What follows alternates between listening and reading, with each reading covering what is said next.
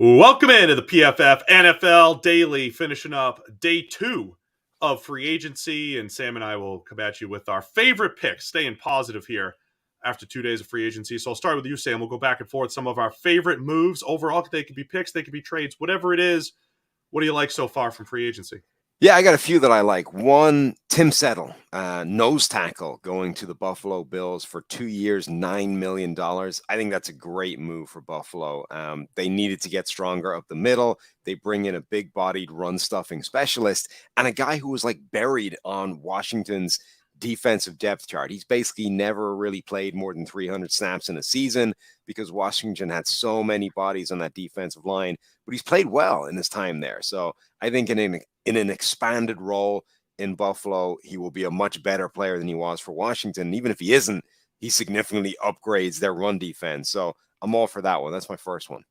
Tim Settle, guys like him have me rethinking the idea of age in the draft. Everybody wants like the youngest player, but guys like Settle coming out of Virginia Tech, he was young, he had developing to do, he started to get there, but now Washington doesn't get to see that payoff, right? The Bills get to, and not for crazy money. So I agree, adding some good depth there. Look, a lot of people that have listened to all of our previews, fixing every team in 5 minutes, have pointed out that every team needs guards. So this is where you get the guard talk here, Sam. We spend all season just talking about QBs, but here in March, every guard move moves the needle. So I like the teams that had offensive line issues signing guards. I'll start with the Carolina Panthers. Austin Corbett comes over from the Los Angeles Rams. He was one of those third-year breakout offensive linemen who's continued to just play good, solid ball these last couple seasons. Panthers have a massive need on the offensive line, so adding Corbett is another great step in the right direction. And a lot of these guards are making that $7 to $10 million range, which is reasonable when you're getting above average play. So I think Corbett definitely upgrades the Panthers in a much needed spot. Yeah, the Panthers, obviously their offensive line needed a ton of work. I think Corbett's a good fit for them. I like that move as well. I think there's a lot of these teams that have signed like one guard, right? And it's a nice move. You have a lot more work to be done. Like Cincinnati have made multiple moves. They're well underway. Teams like Carolina, like Pittsburgh, you brought in one player that's a definite upgrade. I know Pittsburgh have made some other moves as well, but I'm less enamored by them. I'll stick with their guard theme though. Connor Williams to Miami. Connor Williams is one of the most unnecessarily cracked upon players in the NFL by his own fan base, right? Dallas fans hate the guy for no good reason other than he was sandwiched between all pros for a lot of his career. He's not an all pro. He had a ton of penalties last year, right? 17 of them. You'll find 14, a number that a lot of people use, but he had 17 penalties, 14 of which were accepted. So there were 3 decline penalties in there as well that won't show up. You're not selling them right now. You're not doing a good job of selling them. Okay, but go despite that, his grade was still pretty good. And by the way, the 17 penalties were 11 more than he's had in any other season of his career. So he's probably not going to do that again, would be my main point. Here's who we graded better than. At 75.2 overall, graded better than Brandon Scherf, who was the top guard on the market, made a lot more money than him. Scherf has a better track record and projects better going forward, but Connor Williams in this one season graded at 11th among guards last year. Yeah, and look, he's a better player than people give him credit for. Just because he loses sometimes doesn't mean he's a bad player. You need to have some understanding of the context, and Connor Williams would upgrade 20, 25 teams in the NFL in terms of a guard position, and Miami is certainly one of them. Literally one of those players who has gotten better every year. You hear that, that hyperbole before, but we could actually track it. Connor Williams' grade has gotten better every single season. So coming off a career high 75.2 grade, and the penalties, that's more of an anomaly. He only had 16 in his career heading into last year before he had the 17. All right, you stole one of mine with Connor Williams, so I love that for Miami. The other guard, it's a guard/center, James Daniels, going to Pittsburgh. Another guy that has not necessarily gotten better every single season, but he's also still young, kind of like the Tim Settle thing. I think when you're looking at free agents, you want to get guys that are on the younger side that have shown some improvement. We've seen that with James Daniels. I think he's an excellent zone run blocker. So I think part of James Daniels and my liking him in free agency was going to be scheme fit. Pittsburgh's now made multiple moves on the offensive line, bringing back a core for it, right tackle, bringing in Mason Cole. But I think James Daniels is the best move there, and they have some flexibility there. The guy can play center, did that in college. He's played guard for the Bears, been back and forth. Okay, they didn't love Kendrick Green at center last year. They could move Green to guard, Daniels to center. They could have Mason Cole play center. So they have a lot of flexibility there.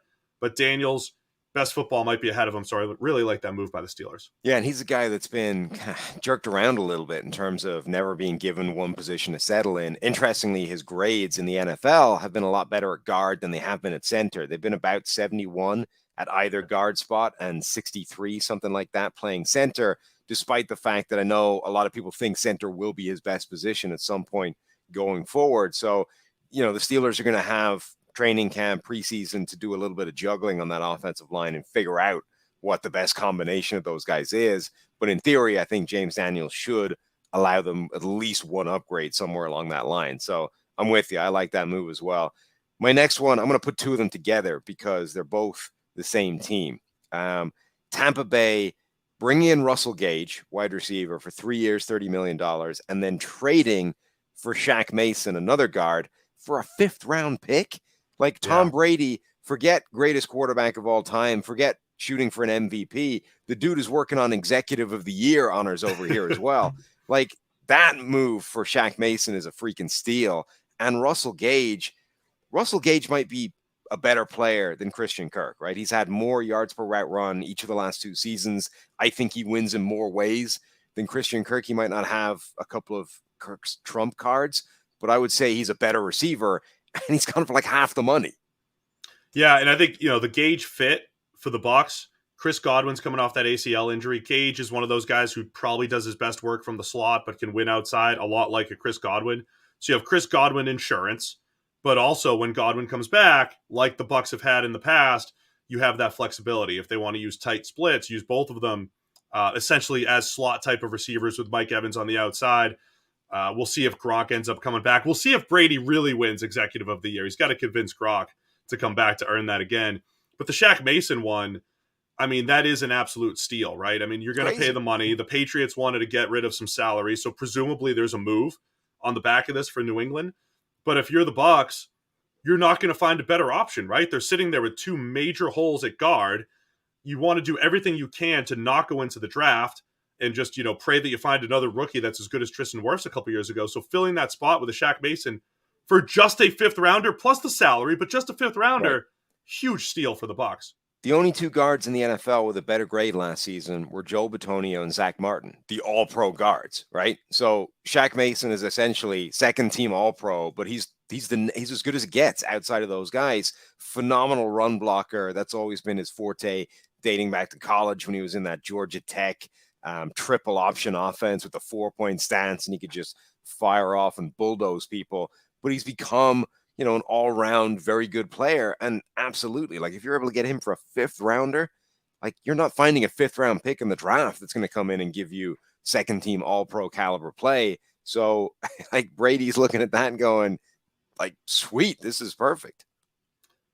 You stole one of mine with Connor Williams. I just want to wrap up mine with I like overall what the Jets are doing. I have other teams as well. I think the Jets, for all the cap space that they have, the draft capital, adding CJ Uzomah to be the starting tight ends now, another weapon for Zach Wilson. They bring back Braxton Berrios for not crazy money. They bring in Laken Tomlinson to play guard. It's a good scheme fit there. DJ Reed's going to make 3 years, $33 million over 3 years at corner. But he's an excellent player who fits the scheme. For Robert Saleh, we just saw him excel, Reed in Seattle. And then Jordan Whitehead coming in to play safety. So I think the Jets had a lot of needs, and they've started to tick off a lot of those needs throughout free agency, which is what you do, right? You tick off the needs, you get some good solid players in there, and then you try to hit home runs in the draft. And I think the Jets are setting themselves up to be able to just continue to take the best players in the draft with a lot of draft capital.